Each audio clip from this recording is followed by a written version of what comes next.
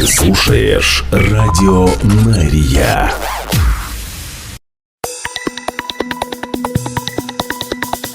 Израильская служба новостей в прямом эфире на Радио Мария. Здравствуйте. Сегодня 4 февраля. Мы начинаем.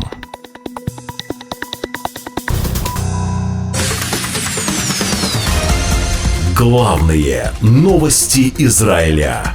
Слушай на Радио Мария. Армия обороны Израиля заявила, что военные открыли предупредительный огонь после того, как подозреваемые палестинцы приблизились к нашим силам в нескольких районах сектора Газа. Напомню, что силы Цаля частично находятся в некоторых районах Газы во время прекращения огня с Хамас. В армии обороны Израиля заявляют, что они полны решимости полностью соблюдать условия соглашения о прекращении огня, чтобы вернуть всех заложников, но готовы к любому сценарию и продолжат предпринимать все необходимые действия, чтобы предотвратить любую непосредственную угрозу солдатам армии обороны Израиля.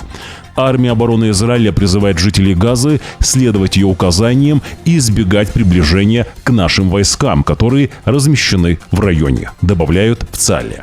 Новости на Радио Мария. Члены семьи Бибас выступили со срочным заявлением, цитирую: «Ярден Бибас здесь, и мы снова понимаем то, что уже знали, насколько он замечательный», говорит Офри Бибас о своем брате, которого освободили Хамас в прошлую субботу.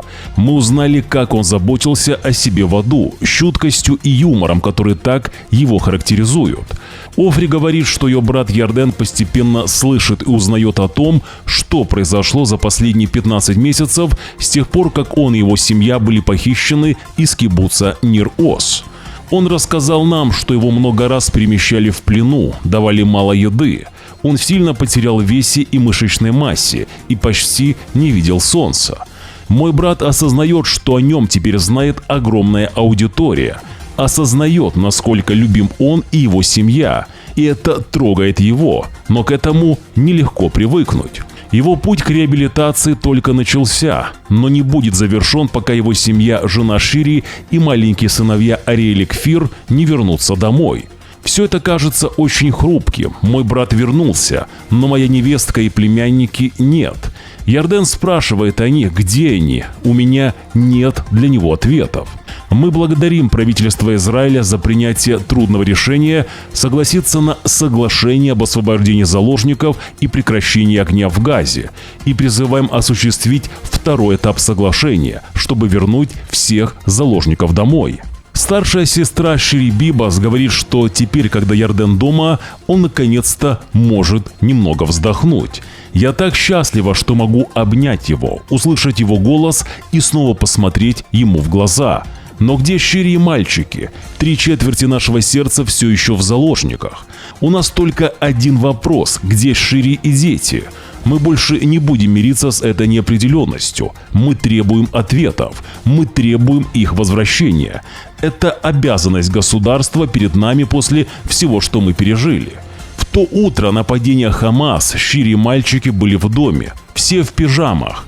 Государство Израиль не смогло защитить их. Уже почти 500 дней государство не может вернуть их домой. Это ответственность правительства и страны перед Шири, Ариэлем и Кфиром, перед Ярденом, передо мной и нашей семьей, и перед каждым гражданином Израиля, который смотрит и спрашивает, знает ли государство Израиль, как защитить своих сыновей и дочерей, знает ли государство Израиль, как вернуть их всех домой. Ярден Бибас все время думал, что Шири и мальчики были спасены, все время спрашивал о них похитителей. В конце концов они ему солгали и сказали, что Шири мальчиков видели в Тель-Авиве. Позже же террористы сказали одной из заложниц рассказать ему их судьбу, но она отказалась. Другой же было приказано рассказать ему, и она дрожащим голосом сообщила Ярдену, что Шири мальчиков уже нет. Они якобы не выжили после огня Цааля. Ярден же продолжает спрашивать каждый день, где Шири, Ариэль и Кфир, но у нас нет ответов, заявляет семья Бибас. Напомню, что вчера мы рассказывали, что, по словам представителя правительства Израиля, 8 из оставшихся заложников, которых Хамас должны освободить в рамках первой фазы соглашения о прекращении огня с Израилем, не выжили. В рамках текущего первого этапа соглашения с Хамас планируется освободить еще 20 заложников, но около половины из них уже нет в живых. Среди этих 20 изображений есть и Шири Бибас вместе со своими сыновьями. Главные новости Израиля. Президент США Дональд Трамп сегодня должен подписать указ, который запретит дальнейшее финансирование агентства ООН по оказанию помощи палестинским беженцам БАПОР, а также вновь выведет США из Совета ООН по правам человека. Напомню, что администрация Байдена ранее заморозила финансирование БАПОР в прошлом году после того, как выяснилось, что ряд ее сотрудников активно участвовали в нападении на Израиль 7 октября 2023 года. В это же время президент США Дональд Трамп посмотрит документальный фильм о нападении Хамас 7 октября, прежде чем сегодня встретиться с премьер-министром Израиля Биньямином Нетаньягу. Специальный посланник Трампа Стив Витков уже увидел кадры во время своего визита в Израиль на прошлой неделе и был просто шокирован, решив, что президент Трамп также должен их посмотреть. 47-минутная подборка кадров армии обороны Израиля с места нападения Хамас 7 октября 2023 года, в ходе которого около 3000 террористов ворвались через границу Израиля с Газой и лишили жизни около 1200 человек, а также похитили 251 заложника, в основном мирных жителей, будет сокращена до 20-30 минут для президента США Дональда Трампа. Тем временем канцелярия премьер-министра Израиля Биньямина Нетаньягу опровергает сообщение 12-го телеканала израильского телевидения о том, что якобы премьер-министр Биньямин Нетаньягу планирует обратиться к президенту США Дональду Трампу с просьбой нанести удар по ядерным объектам Ирана, а также заключить соглашение о нормализации отношений между Израилем и Саудовской Аравией, прежде чем перейти ко второму этапу текущего соглашения с Хамас об освобождении заложников и прекращение огня. Это полная ложь, которая наносит вред семьям заложников, заявил премьер-министр Израиля. Напомню, что вторая фаза сделки будет включать возвращение всех оставшихся живых заложников, включая мужчин моложе 50 лет и мужчин-солдат, которые удерживаются террористами в секторе Газа, в обмен на еще неопределенное число палестинских заключенных, которые содержатся в израильских тюрьмах, а также полный вывод израильских войск из сектора Газа. Новости на радио Нария. Министерство юстиции США объявило о создании группы по борьбе с антисемитизмом в школах и колледжах. Это еще один шаг администрации Трампа по борьбе с антиеврейской дискриминацией в кампусах. В заявлении Министерства юстиции США говорится, что в состав группы войдут представители Министерства юстиции, Министерства образования и Министерства здравоохранения и социальных служб. Создание целевой группы является первым шагом в рамках усилий президента США Дональда Трампа по борьбе с антисемитизмом в школе, о котором было объявлено в указе на прошлой неделе, говорится в заявлении. Главные новости Израиля. Начальник Генштаба армии обороны Израиля генерал-лейтенант Герци Алеви провел рабочую встречу с генерал-майором в отставке Эйялем Замиром, назначенным следующим начальником Генштаба армии обороны Израиля, сообщают военные. Напомню, что Герци Алеви уйдет в отставку 6 марта. Кандидатура Замира еще должна быть одобрена консультативным комитетом по назначениям на высшие должности и голосованием Кабинета министров. Заместитель министра иностранных дел России встретился с высокопоставленными представителями террористов Хамас в Москве и призвал палестинскую террористическую группировку, цитирую, «сдержать обещание освободить 2 израильских заложников». Михаил Богданов, который также является и специальным представителем президента России Владимира Путина на Ближнем Востоке, встретился с Мусой Абу Марзуком, высокопоставленным членом Политбюро Хамас. Россия призвала освободить гражданина России и Израиля Александра Труфанова, а также Максима Херкина, гражданина Израиля из Украины, получившего российское гражданство. В сообщениях ведомства говорится, что на переговорах Богданов вновь особо подчеркнул необходимость выполнения обещаний руководства Хамас по освобождению из заключения гражданина России Труфанова, а также других заложников. Новости на радио Нария. И как только что стало известно, премьер-министр Израиля Биньямин Нетаньягу останется в Вашингтоне до субботнего вечера. Об этом сообщили в его офисе, сославшись, цитирую, на многочисленные просьбы о встречах от официальных лиц США. Первоначально планировалось, что Биньямин Нетаньягу вернется в Израиль в четверг. Эти изменения означают, что Нетаньягу будет находиться в США во время шаббата, когда, как ожидается, состоится следующее освобождение заложников из сектора Газа. Председатель партии Оцма Иудит Итамар Бен-Гвир призывает министра юстиции Ярива Левина, который заменяет Нетаньягу во время визита в США, воспользоваться отсутствием премьер-министра и уволить юридического советника правительства Гали Барав-Миару. Цитирую. «Сегодня мой друг, министр Ярив Левин, исполняет обязанности премьер-министра, и это возможность сделать это и уволить Миару сейчас, пока не стало слишком поздно», говорит Итамар Бен-Гвир. «Если вы не уволите ее сейчас, она отправит вас всех домой.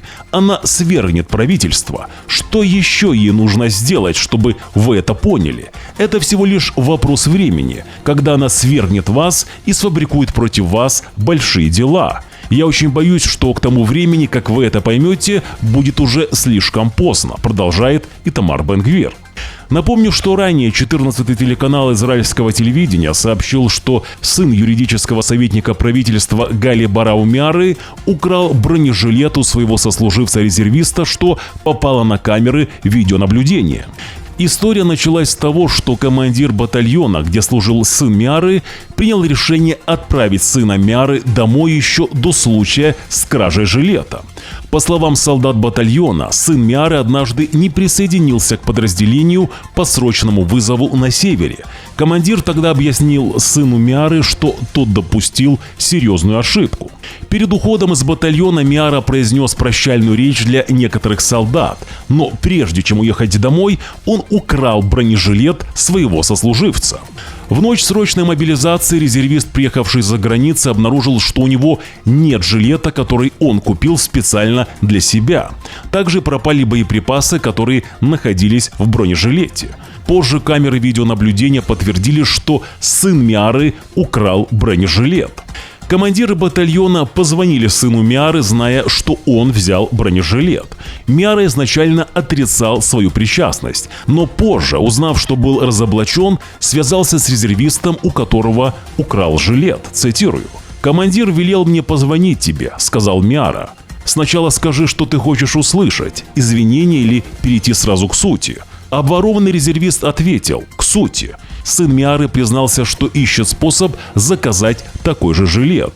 На это резервист ответил: «Давай упрощу тебе задачу. Ты не можешь заказать такой же жилет. Это не так просто». Миара признал тяжесть ситуации. «Без сомнения, это крайне серьезно», — сказал он. «И это было действительно глупое решение с моей стороны», — сказал сын Миары. Командиры же потребовали от Миары вернуть украденное, но он заявил, что после кражи раскаялся, бросил жилет у дороги неподалеку от базы и поехал домой. Тем не менее, друзья резервиста не смогли найти жилет у дороги. Юридический советник правительства Гали Барав-Миара отказалась комментировать эту ситуацию. Сообщается, что известная компания адвокатов отмазала сына Миары. Сам же обворованный резервист уехал назад за границу, где и проживал долгое время. В армии обороны Израиля все солдаты получают качественные бронежилеты, но солдат может приобрести себе улучшенный вариант за собственные деньги. Новости на радио Нария. Главные новости Израиля. Министерство иностранных дел Израиля доставляет на самолете членов семей 5 тайских заложников, которые были освобождены из плена в секторе Газа на прошлой неделе.